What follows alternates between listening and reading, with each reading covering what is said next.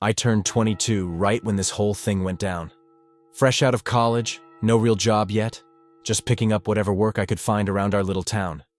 You know the drill, watching kids, cleaning people's homes, running around doing errands, basically anything that put cash in my pocket. This lady whose dog I'd watched before told her neighbor's friend about me. His name was Craig, and he called me up one day. Craig explained his situation. He needed to go out of town for a week and wanted someone to house sit for his golden retriever, Max. According to him, Max got really nervous when left alone and needed someone actually sleeping there instead of just stopping by for feedings. The money he offered was better than my usual gigs, so I said yes. We met up 2 days before he left. Craig looked pretty normal, late 40s guy, tall, wore those thin metal glasses and a light jacket. Maybe he came across as a bit too chatty, but nothing that screamed danger. His place sat at the town's edge, tucked away in the woods. Nice house, though it looked stuck in the past with that tan carpeting and flower print curtains everywhere. Craig showed me around, explaining Max's routine, where he hid the extra key, what food in the refrigerator I could eat. He pointed out the guest bedroom right off the main living area on the ground floor. That's where I'd be sleeping. Everything seemed straightforward. Monday rolled around and I started the job. Those first 2 nights went smooth as butter. I'd hang out watching television in the front room, walk Max when evening came, then crash in the guest room with him sleeping at my feet. But Wednesday night changed everything. I was lying on the bed, scrolling through my phone, when something caught my eye. There on the dresser across from where I slept, next to this little table lamp, sat a digital alarm clock. Something felt off about it. The thing looked way too modern compared to everything else. Shiny black plastic with those bright blue numbers, while the rest of the room screamed early 2000s. I can't explain what made me take a closer look. Maybe how the lamp's light hit it just right. But when I leaned forward, I spotted this tiny, perfectly round black hole right above where the time showed. My first thought was maybe some kind of sensor, but then I noticed where it pointed, straight at the bed. My stomach just dropped. I'd heard about people hiding cameras in clocks before, read those creepy stories online, but never actually seen one myself. My brain started going crazy.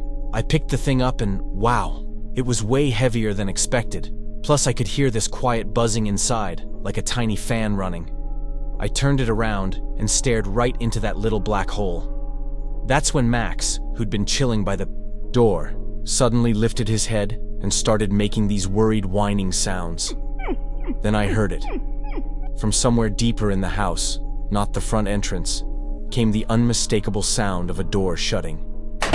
Every single hair on my body stood straight up. Craig wasn't supposed to return until Sunday, and this was only Wednesday night. I froze there, clutching that clock, my heart beating so hard it actually hurt. Then came slow footsteps on the hallway carpet. I quickly put the clock back and rushed to the door, turning the lock just as those footsteps stopped right outside. Craig's voice came through the door, sounding calm, but a little winded.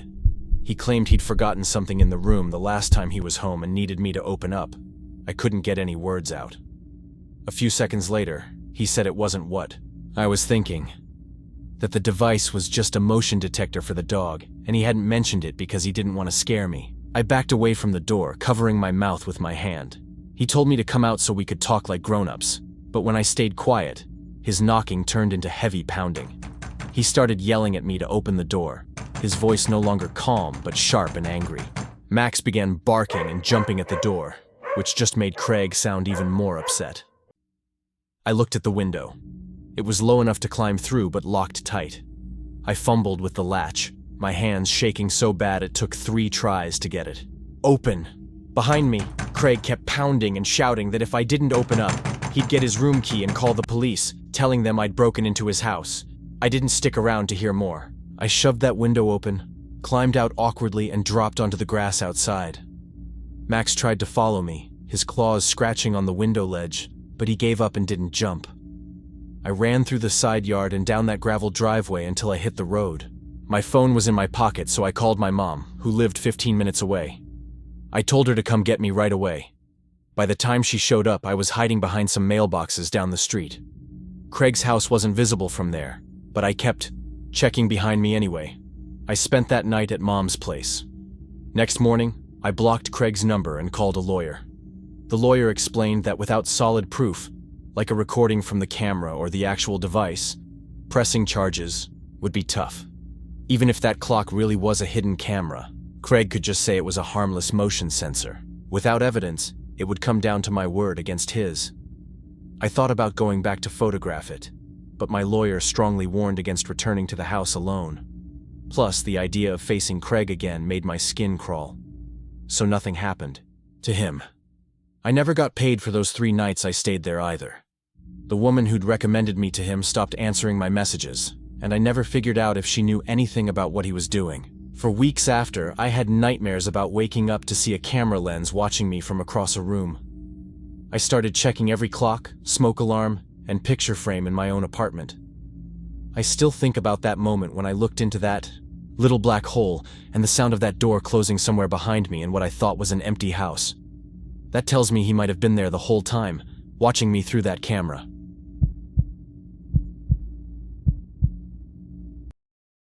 I booked the Airbnb in late September, a week before my girlfriend Emma and I planned to spend a few days visiting her sister in a small town about 3 hours from home. I picked this place because it was cheap, close to her sister's house, had great reviews, and looked cozy in the photos online. The listing showed an old 2-story house with a porch that wrapped around it, warm yellow lights in the living room, wood floors that gave it a fairy tale kind of feel. One small detail in the description that I didn't pay much attention to was a note saying guests couldn't use the basement storage room. I'd stayed in places where owners kept certain areas locked before. Pretty normal for them to store personal stuff somewhere, so it barely seemed worth worrying about. But when we pulled into the driveway just before sunset that first evening, the place looked more worn down than in the photos. Something about it standing alone with only one other house visible far away, surrounded by dark trees and this narrow road leading in, made me second-guess our choice. The host, Alan, was waiting for us on the porch before we'd even gotten out of the car. Tall but slightly bent over, maybe late 50s, with thin gray hair combed neatly across his head. He wore a perfectly pressed plaid shirt tucked into his jeans. He smiled, but it was the kind of smile that didn't quite reach his eyes. Reminded me of those overly practiced grins you see in commercials. His eyes stayed on us just a bit too long when we shook hands. Though his voice sounded friendly enough, there was this subtle firmness to it when he started showing us around. He led us through the front door into a hallway that smelled faintly of dust and something sweet, almost like candle wax, though I didn't see any candles anywhere. The living room had a big couch facing an old TV. The kitchen looked clean but outdated. Upstairs, the single bedroom had a large bed under a ceiling fan and a small dresser with a mirror. When we came back downstairs, Alan stopped at a door near the kitchen and tapped a heavy padlock hanging from it. He told us in a more commanding tone that the door stayed locked. It was his storage space and there was no reason for us to go down there for anything. He didn't smile this time, just moved on to show us where the extra towels were in the bathroom before wishing us a good stay and heading out the front door.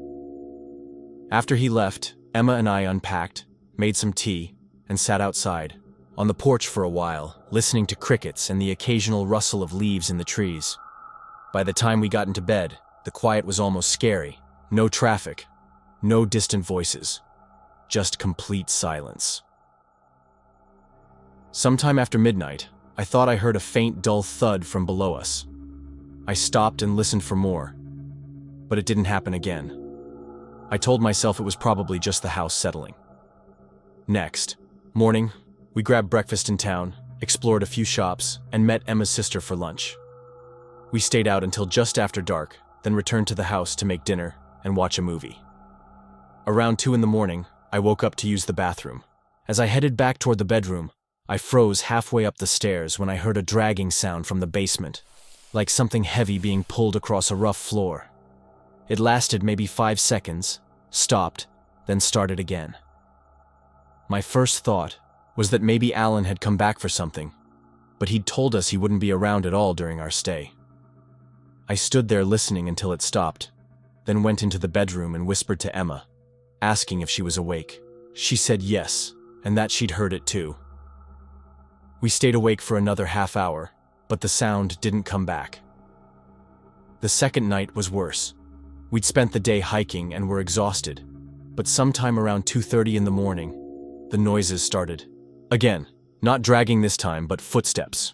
4 or 5 in a row, then a pause, then 3 more. Each pause lasted long enough to make me think whoever or whatever it was listening. Emma whispered that she thought she heard breathing between the steps. My heart was pounding, but I didn't want to get up and risk making noise.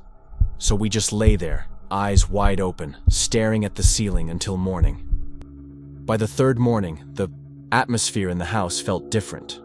We still went out and did tourist stuff, but whenever we came back, it was like this heaviness settled over the rooms. I decided to check the basement door during the day. It was still locked, but when I leaned closer, I thought I could smell something faint and unpleasant, like stale, damp air mixed with a hint of something sour. That night, the noises began earlier, around midnight. First came a faint metallic clinking, like metal tapping against something hard. Then the footsteps again, going on and off for nearly an hour. Emma barely spoke to me before bed. The fourth night was the breaking point. While getting ready for bed, Emma stopped brushing her hair and asked me if the smoke detector above the bed looked strange. At first, I didn't see anything, but when I stood on the bed to get a closer look, I saw a small, perfectly round black dot in the middle that was shinier than the surrounding plastic. A bad feeling hit me immediately. I grabbed a chair, unscrewed the detector, and inside was a small battery-operated camera with its green light on. Emma sat on the bed, pale and silent, while I searched the rest of the room and found another small lens poking through a hole in the wall near the dresser mirror, both aimed directly at the bed. That was it. We shoved our stuff into our bags without bothering to fold anything, and left the house without speaking to the host, driving to the nearest gas station to call the police. 2 officers met us there. We explained everything, the noises, the cameras, the locked basement, and they followed us back to the house. The front door was unlocked. Technically, we were still allowed in the place since we'd paid for 4 days. The police followed us inside and seized all the evidence, including the cameras and what I assume were the memory cards and any recording equipment they could find. They also took our detailed statement, asking if any strange events had taken place during our stay. That's when we mentioned hearing weird noises both nights from the basement. When we showed them the basement door, we were shocked to see that it was now wide open, though it was pitch black down there. We told them this door had been locked before, and that the host had been really sketchy about not going down there. The officers went down the stairs to investigate. Moments later, we heard voices, raised voices. There was some kind of commotion going on down there, and it quickly became clear what was happening. The officers then called us down and asked if this was the host. To our horror, it was Alan. He was apparently hiding in a closet in the basement. In this closet was a monitor, which we could only guess was being fed footage from the cameras upstairs. The police seized this as well. Alan was placed under arrest almost immediately and charged criminally by the state for criminal trespass and invasion of privacy. We didn't have to testify in court or anything. The police just sent our statements. To the prosecutor, I believe Airbnb basically bribed us with a voucher, hoping we wouldn't share our bad experience. We took the voucher, obviously, but that hasn't stopped us from telling people about this horrible experience. It's really had a lasting effect on Emma and me. We don't trust rentals or Airbnbs anymore and lately just stick to hotels.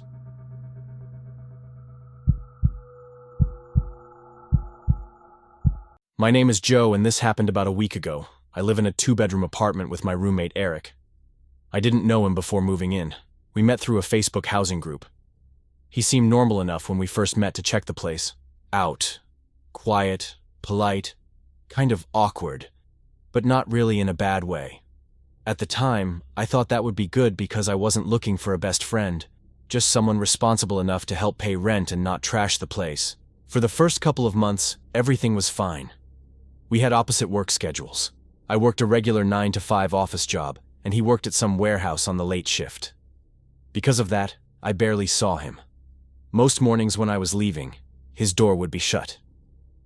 At night, when I came home, he was usually gone. We'd run into each other once or twice a week, usually just exchanging a few words in the kitchen or living room. Nothing special, but it worked. Then I started noticing little things in my room that made me feel uneasy. The first time it happened, I came home late and saw that my closet door was open.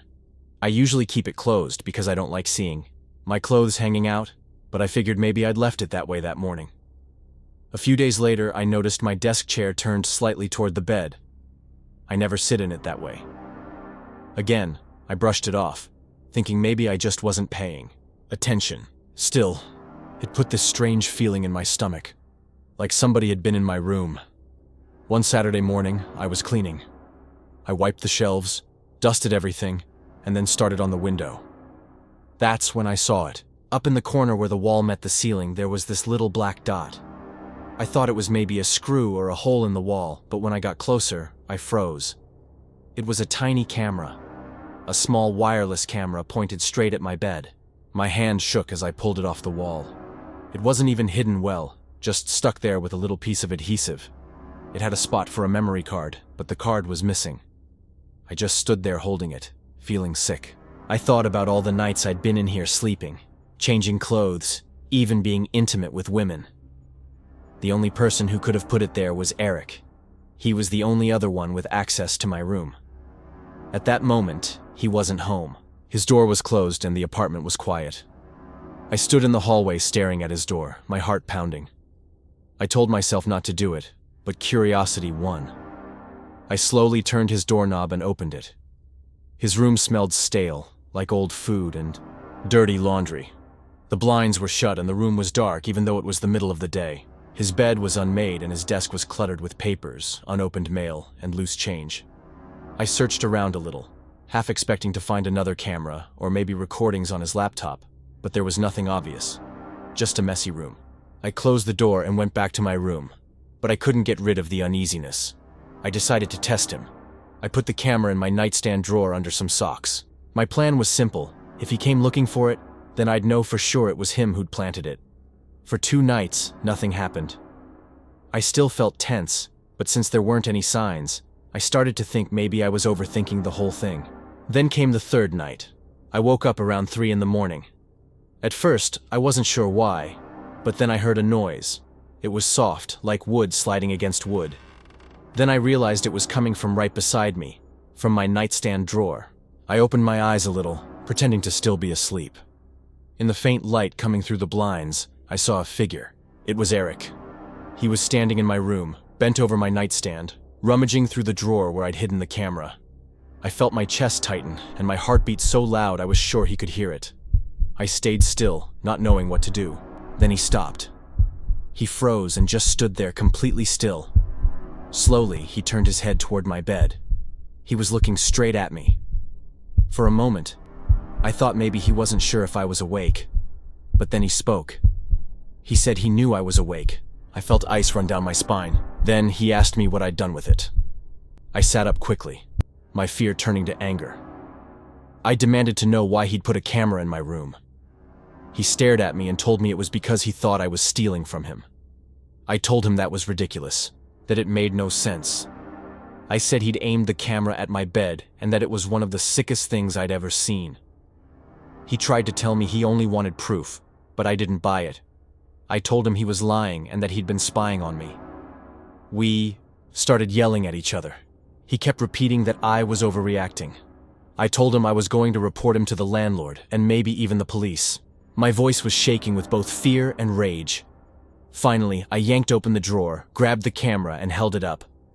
I told him this was proof and that he was never getting it back. I stormed out of my room, walked into the kitchen, and threw the camera straight into the garbage, thinking I'd broken it. I told him to stay out of my room and that the next day I'd be telling the landlord everything. Eric stood in the hallway with his fists clenched, just staring at me with a blank expression. Then he turned and walked back into his room without another word. I didn't sleep the rest of that night. I sat on the couch with the TV on, too afraid he might come back into my room. Every little sound in the apartment made me jump. When the sun finally came up, I checked the garbage can. The camera was gone. That was a week ago. I told the landlord what happened. He said he'd look into it, but so far nothing has been done. Eric still lives here. We don't speak, but the way he looks at me when we pass each other makes my skin crawl. It's like he's waiting for me to say or do something. I don't know why he really put the camera in my room. His excuse about me stealing was an obvious lie. I don't know what he wanted to record or what he was planning to do with it. Honestly, I don't want to know. But every night when I lay down in bed, I can't shake the feeling that there are more cameras hidden around me, maybe in places I wouldn't think to check. I scoured the entire room and couldn't find any, but still, the thought lingers in my mind. Last night, I was awake late and heard footsteps come down the hallway, then stop right outside my door. For over a minute, there was silence, except for slight creaks in the wood floor outside my door from the pressure of him standing there. He stood there like a creep for a couple of minutes until I finally heard his footsteps move away from the door. I'm looking into moving out. I'm also trying to figure out if pressing charges for invasion of privacy or something is possible, considering I didn't even think to take a picture of the camera or record the confrontation or anything. I don't even have any texts from him admitting to placing the camera there. I've got literally nothing. But anyway, wish me luck in this situation because I'm not sure what the outcome will be.